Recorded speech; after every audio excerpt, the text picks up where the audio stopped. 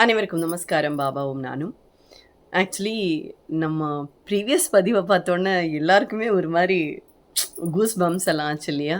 எப்படி இதெல்லாம் சாத்தியமா? நம்ம எத்தன நாளா வேண்டின்ட்டு இருக்கோம் அப்படின்னெல்லாம் தோணித்து இல்லையா?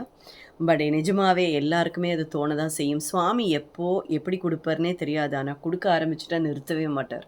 அதான் சுவாமி. அவர் மேல வச்சிருக்கிற நம்பிக்கைய மாத்திரம் குறைக்கவே குறைக்காதுங்கோ. கம்பல்சரி இந்த விஷயத்த நீங்களும் அனுபவிப்பள். இன்னொரு பெரிய மிராக்கிள் நடந்திருக்குன்னு போன தடவ நான் சொன்னேன் இல்லையா? அது என்னன்னு பார்த்தேன்னா, பபிங்கிற ஒரு சாய்ராம் நம்மளுடைய ப்ரீவியஸ் பதிவுல வந்து ஒரு மெசேஜ் போட்டிருந்தா. அதுக்கப்புறம் அதே மாரி சாய்ராமோட நம்பருக்கு கான்டாக்ட் பண்ணி, எ எனக்கு வந்து என்னோட இடம் ஒண்ணு பெரிய பிரச்சனையா இருக்கு. அதுல வந்து அதுல டிஸ்பியூட்ஸ் இருக்கு. அத வேறு யாரோ வந்து ஆக்கிரமிக்கிற மாதிரியான ஒரு சூழல் இருக்கு.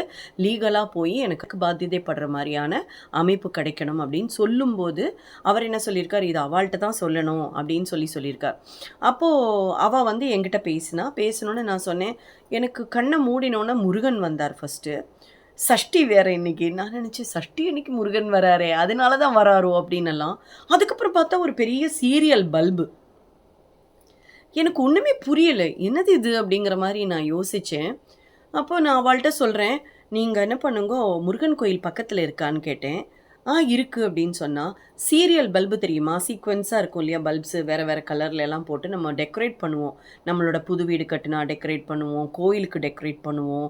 அப்புறம் ஏதாவது விசேஷம் வந்தா டெக்கரேட் பண்ணுவோம். ஈவன் ஏதாவது ஃபெஸ்டிவல் வந்ததுன்னா மரத்துல எல்லாம் கூட தொங்க விடுவோம். அந்த மாரியான ஒரு சீரியல் பல்ப் இருக்கு இல்லையா? அத வாங்கி நீங்க கோயிலுக்கு குடுங்கோ. அதுதான் எனக்கு வந்து சுவாமி காமிக்கிறார். வேற எதுவும் எனக்கு காமிக்கல. நீங்க இத பண்ணுங்க ஆட்டோமேட்டிக்கா உங்களுக்கு சரியாயிடும். கவலைப்படாதீங்கோன்னு நான் சொன்னேன். அவ வந்து ஆக்சுவலி யாழ்ப்பாணத்துக்காரா. கனடால செட்டில் ஆயிருக்கா. அப்போ அவ சொன்னா, "ஓகே சாயின்னு." அப்புறம் நான் ஏதோ ஈவினிங் வந்து ரொம்ப பிஸியா 2, 3 டிவோட்டீஸ் வந்து ரெக்வெஸ்ட் பண்ணியிருந்தா. அவள்ட்ட பேசின்னு இருக்கும்போது எங்க ஆத்துல அவர் வந்து சொல்றார். இவாள்ட்ட பேசும்போது தான் ரமா சாயிட்ட பேசின்னு இருந்தேன். அப்பதான் கரெக்ட்டா எங்க ஆத்துக்காரர் வந்து சொல்றார், "அவ வீட்டிலேயே அவ்ளோ சீரியல் பல்ப் வாங்கி வச்சிருக்காளாம் 9 வருஷத்துக்கு முன்னாடின்னு." சம்மந்தமே இல்லாம இருக்கே! 9 வருஷத்துக்கு முன்னாடி அவ வீட்ல வச்சிருக்கிற பல்பு, என் கண்ணுல எதுக்கு காமிச்சார்?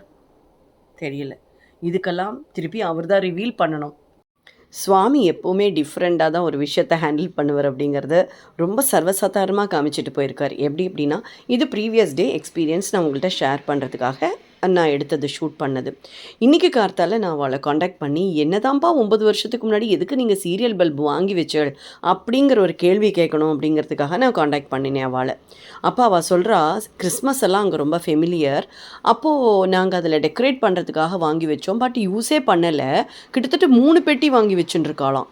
அத இவர் நம்ம கண்ணுக்கு காமிச்சு, இவருக்கு போணுங்கிறத இவரே வசூல் பண்ண மாரி தான் இருந்தது எனக்கு. ஸோ, அத கொண்டு வந்து முருகன் கோயில்ல போட சொல்லியிருக்கார். நீங்க போங்கோ, அங்க சுவாமி ரிசீவ் பண்ணிப்பார்ன்னு வேற நான் அவள்ட்ட சொல்லியிருந்தேன். அதெல்லாம் அவளே அவளோட தமிழ்ல அழகா சொல்லியிருக்கா. நீங்க அத கேளுங்கோ. சாய்ராம் வணக்கம். முதலில் நான் பாபாவுக்கு நன்றி கூறிக்கொண்டு, பாபாவும் நானும் சேனலை பார்க்கும் அனைவருக்கும் நன்றி கூறிக்கொண்டு, எனக்கு நடந்த ஒரு மிராக்கிள் பற்றி உங்களிடம் பேச விரும்புகிறேன். நான் ஸ்ரீலங்காவில் தான் பிறந்து வளர்ந்தேன். தற்போது கனடாவில் இருக்கின்றேன். அம்மாவின் சொத்து இலங்கையில் யாழ்ப்பாணத்தில் ஒரு சிறிய கிராமத்தில் தெல்லிப்பள்ளி என்ற ஊரில் இருக்கின்றது. அக்காவுக்கும் எனக்குமாக தரப்பட்டது. எனக்கு போன வருஷம்தான் எனக்கு சகோதரங்கள் எல்லாம் அதை எழுதி தந்தார்கள். அதில் அது வந்த காலத்தில் இருந்து அம்மாக்கும் அப்பாவுக்கும் ஏதாவது அதை செய்யணுமென்று ஒரு ஆசை எனக்கு நிறைய உண்டு. போன வாரம்தான் அந்த காணி பார்க்கும்போது அதில் சிறிய பங்கு அயலில் உள்ளவருக்கு போய்விட்டது. அதனால் ஒன்றும் செய்ய முடியவில்லை. ரொம்ப கவலையாக போயிட்டுது. அப்போதுதான் பாபாவின் நானும் சேனலில் ஜோதி கூறியிருந்தால் ஒரு ஹோமம் பற்றி பிப்ரவரி 28ஆம் தேதி அவரை அழைத்தேன். அவற்றின் ஃபோன் எனக்கு கிடைக்கவில்லை. அன்று இரவு கனடிய நேரம் 12:30 மணி போல் அவர் கணவனார் ஃபோன் பண்ணினார். நான் சொன்னேன், இப்போ இரவாக இருக்கு, நாளை காலையில் உங்களுக்கு கால் பண்ணுறேன் என்று சொல்லி போட்டு நான் படுத்து விட்டேன். படுத்ததன் பின் மனசு சொல்லுகிறது போய் பேசு பேசு என்று. திரும்பி கீழே வந்து அவரை தொலைபேசியில் அழைத்து அவருடன் பேசினேன். என்னுடைய காணி விஷயம் பற்றி அவருடன் பேசி போட்டு ஹோமம் பற்றி பேசி போட்டு அவருடன் கேட்டேன் ஜோதியுடன் பேசலாமான்னு. அவர் இன்னொரு வருடன் தொடர்பில் இருந்தார். கொஞ்சம் ஃபோனில் நில்லுங்கொண்டார். நான் திரும்பவும் வெயிட் பண்ணும்போது ஜோதி வந்து பேசினா. அவரின் கணவருக்கு சொன்ன அதையே தான் ஜோதிக்கும் சொன்னேன். எனது காணி விஷயத்தை சொன்னேன். உடனே அவர் சொன்னா, நீங்க ஒரு முருகன் கோயிலுக்கு போய் கோர்வை உள்ள பல்ப் கொண்டே கொடுங்கோண்டு சொன்னா, நாளைக்கே போயிருங்கோ, பாபா அவங்களே அங்க பார்த்து கொண்டிருப்பாருன்னு சொன்னா. எனக்கு ஒரு அதிசயம். திரும்பவும் நான் அவர்கிட்ட பாபா சொன்னாராண்டு. ஆமா, நீங்க நாளையே போங்கோ, எங்க இருக்கிறீங்கன்னு கேட்டா, நான் சொன்னேன் நான் கனடாவில் இருக்கிறேன்.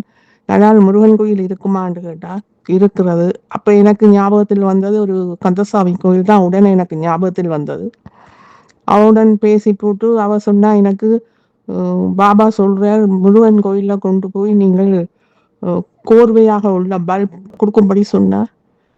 நான் அடுத்த நாள் போவதாக தீர்மானித்து விட்டேன். அப்ப நான் பேசி முடிக்கும் போது கனடிய நேரம் இரவு 1:30 இருக்கும். நான் போய் படுத்து விட்டேன். படுத்ததின் பின்னாடி இன்னொரு முருகன் கோயில் தான் எனக்கு வந்து கொண்டிருந்தது மனதில், இந்த முருகன் கோயிலுக்கு போக சொல்லி. அப்ப அந்த முருகன் கோயிலை யோசிச்சு அந்த முருகனுக்கு போவோம்னு நினைத்தா, ஆனா ஜோதி சொன்னா பாபா அவங்களை எதிர்பார்த்திருப்பாருண்டு.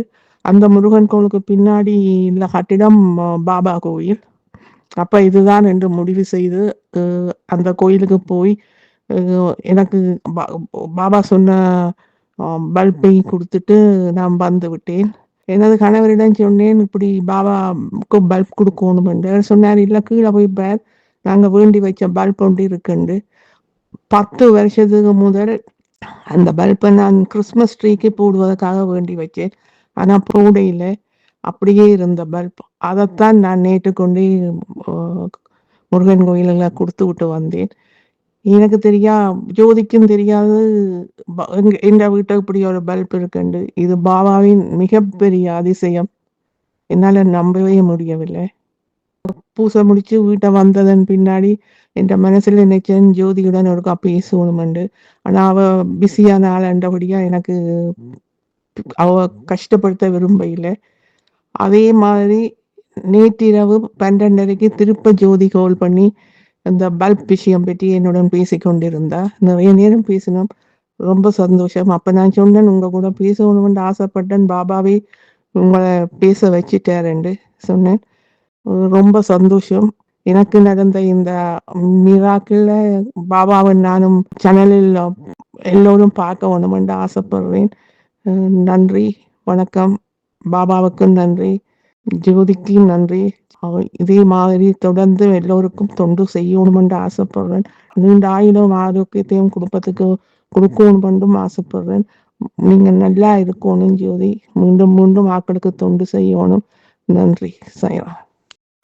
ஓ, தேங்க்யூம்மா. Thank you so much for your prayers and blessings. ரொம்ப சந்தோஷம். அண்ட் அஃப்கோர்ஸ் எனக்குமே பயங்கர மிராக்குலஸாக இருந்தது நீங்கள் சொன்னது. பிகாஸ் அந்த சீரியல் பல்ப் எதுக்குன்னு நான் ரொம்ப கன்ஃபியூஸ் ஆகிட்டு இருந்தேன். அதை நீங்கள் அழகாக ரிவீல் பண்ணியிருக்கார். வீட்டில் இருக்கிற பொருளை எனக்கு கொண்டு வந்து கொடுன்னு எவ்வளோ அழகாக சொல்லியிருக்காரு பாருங்க.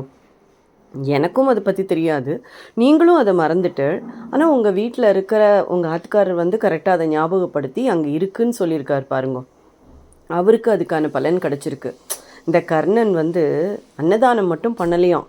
ஆனால் அன்னதான கூடத்துக்கு ஒரே ஒரு தடவை வழி காமிச்சனால சொர்க்கத்துக்கு போயும் பசி எடுத்துதான். பசி எடுத்த போது நாரதர் வந்து சொன்னாராம், அந்த கை காட்டின விரல் இருக்கு இல்லையா, அதை எடுத்து வாயில் வச்சுக்கோ அப்படின்னு.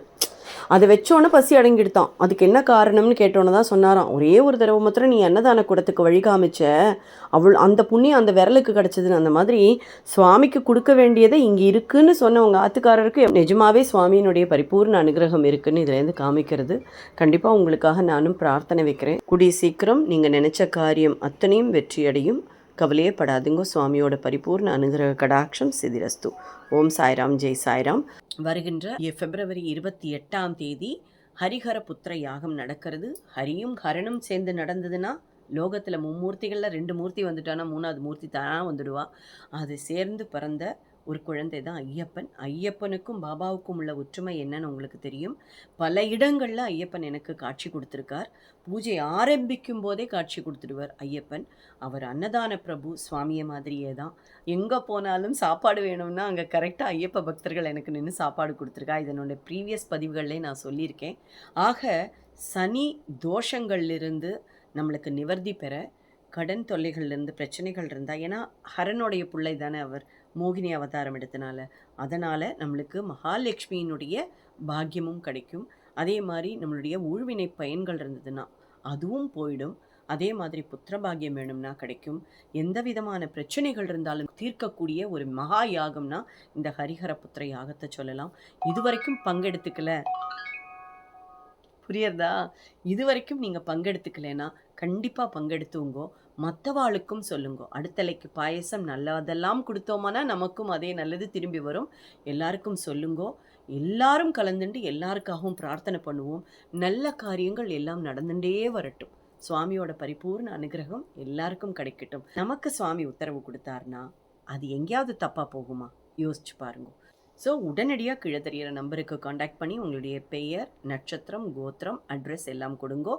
நேரடியா பங்கெடுத்துக்க முடியலைனாலும், உங்களுக்காக நாங்க சங்கல்பம் பண்ணி யாகம் நடத்தி, யாக பிரசாதத்தோட மங்கள பொருட்கள் உங்கள் வீடு தேடி வரும். நீங்க உலகத்தினுடைய எந்த மூலையில இருந்தாலும், அதற்கான அஞ்சல் கட்டணத்த நாங்க வாங்கிப்போம். சுவாமியோட ரக்ஷையெல்லாம் கிடைக்கிறதுங்கிறது பெரிய விஷயம். ஸோ அதுவும் கிடைக்கும். அதாவது யாகத்துல பண்ணி யாக ரக்ஷை எடுப்போம் இல்லையா? அதுதான் மிக முக்கியமானது. அதுவும் கிடைக்கும். அது எப்படி யூஸ் பண்ணணுங்கிறதும் உங்களுக்கு நாங்க சொல்லிடுவோம். இதற்காக ஒரு தனி குழு ஆரம்பிப்போம். அந்த குழுவுல எல்லாரையும் ஆட் பண்ணுவோம். ஓம்கார் ஜோதி சேனல்ல அந்த யாகத்தினுடைய அப்டேட்ஸ நீங்க பார்க்கலாம். ஓம்கார் ஜோதி சேனல்ல இந்த யாகத்தினுடைய அப்டேட்ஸ நீங்க அப்பப்ப பார்க்கலாம். குழுவிலயும் நாங்க அத கொண்டு வந்து போடுவோம். அதையும் பார்த்து நீங்க ரசிக்க முடியும். ஸோ உங்களுக்கான நேரம் தொடங்கிவிட்டது. இம்மீடியட்டா கான்டாக்ட் பண்ணுங்கோ. மீண்டும் சந்திப்போம். ஓம் சாய்ராம். ஜெய் சாய்ராம்.